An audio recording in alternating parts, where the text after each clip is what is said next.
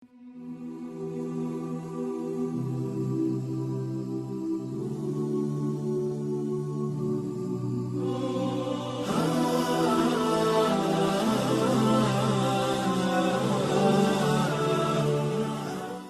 warahmatullahi wabarakatuh. Jumpa kembali dengan channel YouTube M. Nurhol Istiawan. Pada sore hari ini saya berada di Samarinda, Kalimantan Timur. Kebetulan menginap di satu hotel yang bernama Grand Sawit. Lalu kok ternyata hotel syariah. Jadi saya tertarik sekali karena kebetulan channel kita ini adalah BS, Bicara Ekonomi Syariah. Saya kemudian mencoba untuk memohon ya kepada pihak hotel untuk bisa bertemu dengan ownernya sekaligus juga manajernya. Dan alhamdulillah niat baik bersambut dengan baik gitu kan ya. Pada sore hari ini saya bisa bersilaturahim ya dengan owner dari Hotel Grand Sawit Samarinda sekaligus juga manajernya. Pertama adalah Haji Ibrahim, Sarjana Ekonomi, dan manajernya adalah Haji Aminuddin, Sarjana Ekonomi, yang nanti kita akan gali informasi-informasi seputar berbisnis secara syariah di segmen perhotelan, seperti apa suka dukanya, lalu bagaimana kiat-kiatnya, dan seperti apa ya operasionalisasi dari hotel yang bernuansa syariah di Samarinda, Kalimantan Timur ini. Saya sapa dulu kepada owner dan juga kepada manajernya. Assalamualaikum Pak Haji. Waalaikumsalam warahmatullahi wabarakatuh. Terima kasih ya atas waktunya. Terima kasih. Saya ini tamu hotel yang kadang kurang sopan kan. Begini Pak Haji Ibrahim, saya ke Pak Haji Ibrahim dulu. Dulu ketika membuat hotel ini dengan nama Grand Sawit ya pasti tidak tanpa sebab Pak itu kan. Saya menduga-duga nih jangan-jangan hasil dari sawit. Ini aja. Silakan Pak. Kebetulan waktu itu lagi Kaltim lagi tren untuk arah ke perkebunan. Dengan adanya itu ya kita ambil nama itu sehingga tujuan kita juga memperkenalkan bahwa di Kaltim ini banyak kebun. Itu awalnya. Jadi berbarengan lah. Berbarengan ya. Lalu kemudian mengapa memilih operasionalisasinya dengan cara syariah, Pak Haji? Nah, jadi gini. Banyak input dari teman-teman. Jangan buka hotel. Jangan buka hotel. Macem-macem lah adanya. Nah, tapi ada teman boleh, tidak ada masalah itu hotel. Yang penting niat. Nah, dari niat itulah kita kita realisasikan bahwa satu-satunya supaya jangan ada bias mengenai hotel negatif, kita buat syariah. Dan kita perlakukan benar-benar secara syar'i. Jadi sejak awal didirikan memang waktu itu langsung syariah ya. Dan waktu itu di Kalimantan Timur belum ada sama sekali. Belum ada. Baru pertama. Ya. Memang sih awal-awal itu ada beberapa kendala untuk ini. Jadi kebetulan karyawan kita itu kita arahkan terus apapun yang mengenai kira-kira berbau agak arah ke negatif, mohon di-cut. Awal-awalnya itu memang sih ada beberapa kali kejadian ya yang kita tolak, tamu selalu kita tolak. Jadi memang harus sabar. Awalnya itu harus sabar, karena orang belum mengenal. Jadi kita tolak. Kiranya sama aja gitu. Iya, kita tolak karena karyawan kan sudah tahu ini bisa meanulah. Kemudian kan ada persyaratan itu, masalah KTP biasa alamat sama. Kemudian yang karakter beda-beda ya dianulah. Ibaratnya kita harus tega juga, tidak menerima tamu. Itu selama berapa tahun? Di awal-awal? Di awal-awal itu perjalanan mungkin sekitar 8 bulan lah. 7-8 bulan. Cukup lama ya? Setelah itu kan orang sudah mengenal. Setelah mengenal itu kan mikir orang. Nggak bakal itu kalau sudah ke sana itu harus benar-benar mau nginep gitu. Baik-baik. dengan Pak Ibrahim sebagai owner gitu ya, tentu ini cerita paling awal lah, bagaimana kemudian Hotel Grand Sawit ini dijalankan secara syariah. Saya ingin berpindah ke Pak Haji Aminuddin sebagai manajer ya. Kan biasanya yang tahu day to day, hari ke hari, yang everyday dia, yang mengalami ya suka duka atau mungkin juga tamu yang tentu berbeda-beda begitu ya, persepsinya macam-macam ya. Langkah-langkah apa yang dulu Pak Haji Aminuddin sebagai manajer hotel ini untuk bisa tetap kekeh dengan prinsip syariah, lalu tidak juga kemudian menjadikan hotel ini malah jadi sepi, tapi justru sebaliknya menjadi ramai kan gitu. Gimana Pak Amin, gimana? Alhamdulillah, jadi kita ini berjalan dari awal itu memang tidak semudah yang kita perkirakan. Banyak sekali tantangan, pertama dari tamu-tamu juga. Yang biasa mereka, saya biasa kalau ke sana bawa minum begini nggak masalah, mau apa, jadi kita udah kami mau begini atau kita kalau silakan pindah hotel lain, kita tidak kembalikan. Tapi dengan cara begitu akhirnya mereka, ternyata berbeda ya gitu. Akhirnya mereka menemukan suatu ketenangan di sini gitu.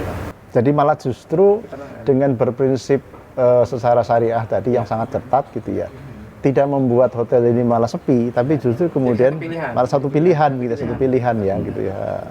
Lalu begini Pak, mungkin nanti bisa direspon dua-duanya, terkait dengan SDM ya. Bagaimanapun hotel ini kan pasti dikelola dan dijalankan oleh mereka-mereka yang berpendidikan perhotelan, kan gitu kan ya. Tentu dunia pendidikan perhotelan kan pasti umum ya, umum begitu ya. Artinya tentang gastronomi, tentang bagaimana memperlakukan tamu, tentang bagaimana menyajikan hidangan, kan standar ya, standar pendidikan mereka itu. Lalu untuk memberikan nuansa syariah tadi itu kan, yang tentu berbeda begitu. Ada tambahan lah, nilai tambah secara syariah itu caranya dengan melakukan capacity building terhadap para karyawan gimana itu? Kita kan kerjasama juga dengan perhotelan, kan ada bagian untuk masalah standarisasi kan ada kerjasama. Cuma kita larikan ke syariah gimana gitu pertanyaannya. Ya, pertanyaan saya pada pembinaan tadi itu apakah mungkin salamnya kita bisa ada beda. Iya. Atau mungkin Pak Haji ada tambahan khusus mungkin jadi gini, semacam apakah itu pembinaan rohani secara rutin ataukah pengajian rutin untuk menambahkan ini loh sisi syariah dari dunia perhotelan mestinya seperti ini, apakah seperti itu Pak Haji? Jadi gini, karyawan kita yang jelas ya, kita membuat aturan, karyawan pasti ngikut, satu. Yang kedua ini karyawan juga kita arahkan kalau ada waktu itu sholat tepat di kan kita ada punya musola, mereka juga sholat doha masing-masing semua. Ya alhamdulillah kita ambil berkahnya ya. Nah dan kemudian gini, masalah ini kan memang bilang Bapak tadi ada mereka itu kan orang perhotelan memang pendidikannya juga arah perhotelan. Tapi kalau kita arahkan ke benar-benar syar'i, mereka kan nurut. Jadi yang menu-menu, terutama menu-menu yang agak sensitif banget. Menunya itu kan kita harus berdasarkan syar'i. Misalkan ya pengadaan ayam harus yang punya sertifikat halal. Pengadaan daging semua. Kemudian bumbu-bumbu itu ada yang perhotelan sebelumnya mereka kan udah lama berkecimpung di hotel mana-mana ya. Bumbunya ini Pak, kalau kita ndak ada halalnya di situ, kita tinggal. Nah, itulah diolah dengan bumbu sehingga tidak jauh beda dengan rasa.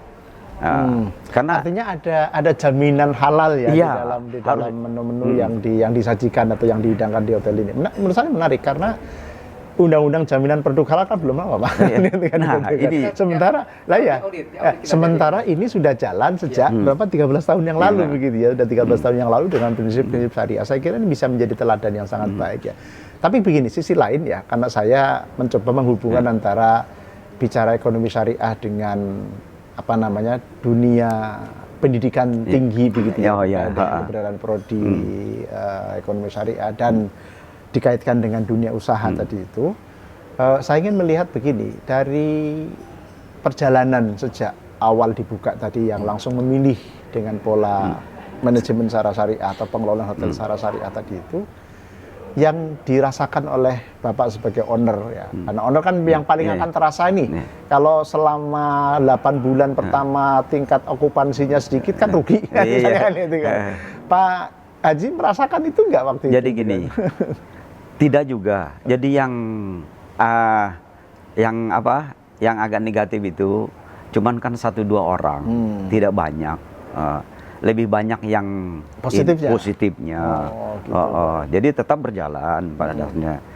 Itu pada dasarnya kalau awal-awal sudah udah kita jalankan secara syar'i, itu kan yang paling banyak promo tuh dari mulut ke mulut. Nah, jadi terbantu ya, terbantu sekali. Gratis gitu ya. Itu kan. Jadi